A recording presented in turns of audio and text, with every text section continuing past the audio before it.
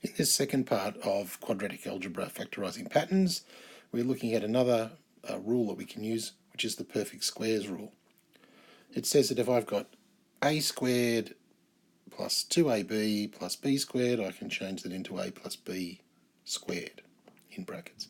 And the same thing for a squared minus 2ab plus b squared, I can change it into a minus b squared. So when you use this rule, you are factorizing because a plus b all squared in brackets is actually the same as a plus b multiplied by a plus b. And you can see that that's factorized because there are two brackets and between them there's a multiplication sign. So let's just see how that works. And to see how it works, I'm going to actually go backwards again, and I'm going to expand a plus b squared. So a plus b squared equals a plus b, both of those two brackets multiplied. If I'm expanding, I need to do a times a and a times b, and that will give me a squared plus ab. And I also need to multiply b times a and b times b. So it'll give me ba, which is the same as ab, and b times b, which is b squared. Now you notice in the middle there are two ab terms, so I can add them together and I get a squared plus 2ab terms plus b squared. So that's actually the same as what we started off with up here, and we've shown that it's the same as this by going backwards. To use these rules, we just need to follow three important steps, and they're written on the right. So the first one is take out any common factors. Well, there are no common factors here. The second one is you halve the coefficient of the middle term, in this case minus 8, and square it. And if it equals, this is the third part, if it equals the last term, then you know you can use the rule. So it's quite easy to actually do it. It's a bit more complicated to understand how it works, but I'll just use it first and then I'll explain it afterwards. So let's have a look at doing it.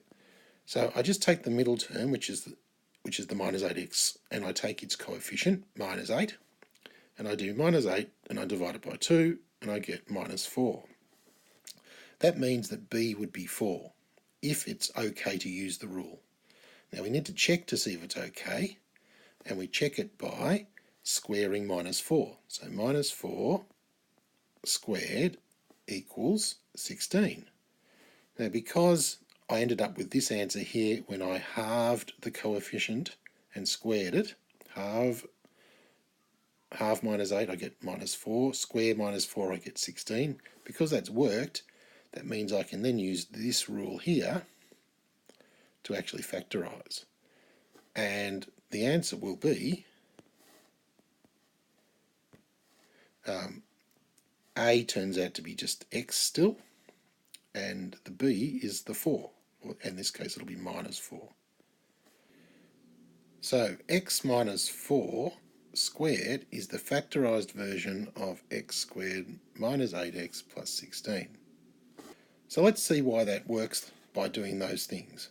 If I start off with my x squared, so if I've got my x squared minus 8x plus 16, if I change it so that it's now x squared minus 2 times 4 times x plus 4 squared, you can see that it now matches what we've got up here, the rule. There needs to be an a squared, there's the a squared. There needs to be a minus 2ab minus 2ab, and there needs to be a b squared. So I'll just put those letters underneath it. Here's the a squared, here's the 2 times b times a, which is the same as 2ab, and here's the b squared. So what it means is that the middle term coefficient, the minus 8, has to be the same as minus 2 times b. So that's why we divide by 2 up here divide by 2 up here to see what the b term is, because minus 2 times b has to be equal to minus 8. So minus 8 divided by 2 ends up being b, or minus b in this case.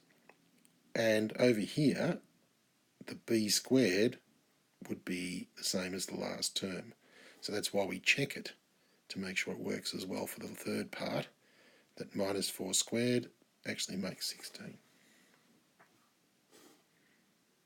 So in this next example, I'm just going to go through the steps and not worry about explaining how it works. So we're just going to factorise.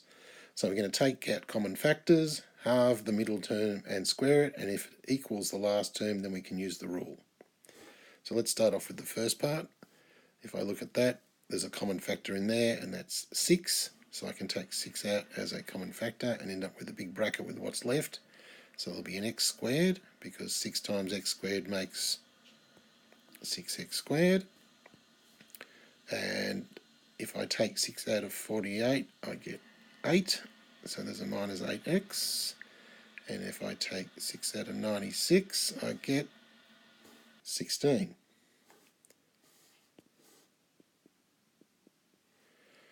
Now, let's look at the middle term. It's minus 8 again.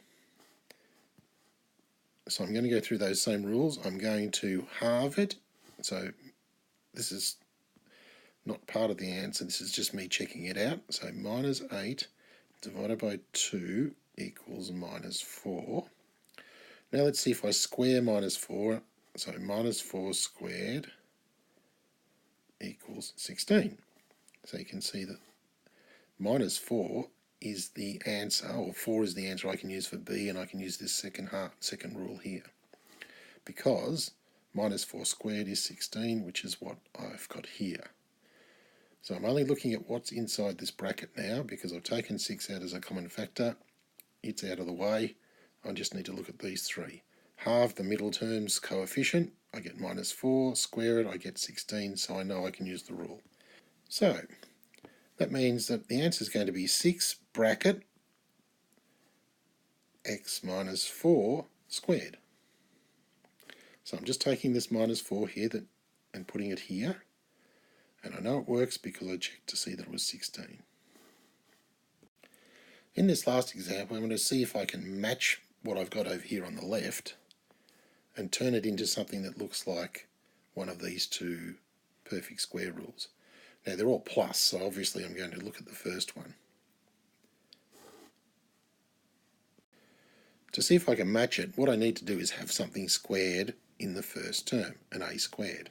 So let's look and see what I've got. I've actually got 64m squared, but I can rewrite 64 as 8 squared. So I can rewrite this as 8 squared m squared plus 80mn plus, and I'll do the same thing on the last one, 5 squared n squared, because I need something squared on the other end as well. That means I can rewrite that using brackets as 8m squared plus 80mn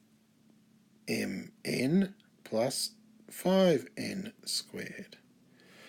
So we've nearly got it looking like the rule. So a squared plus 2ab plus b squared, well, I've got an a squared, a can be 8m. I've got a b squared, b can be 5n. But I need to make sure that this is 2ab. So I'm just going to check this over here on the right. 80mn, well, I can write that as 2 times 5 times 8mn. The reason I did that is because I want to have a 5 and an 8 as the factors, because up here we've got 5n and 8m. So that means I can rearrange this as 2 8m, 2 times 8m, times 5n. And you can see this is 2ab. So let's just write that out over here. So I'm going to have 8m is a plus 2 8m's and 5 multiplied by also 5n and plus 5n squared. Now you could probably see now that this is your a squared. This is 2ab,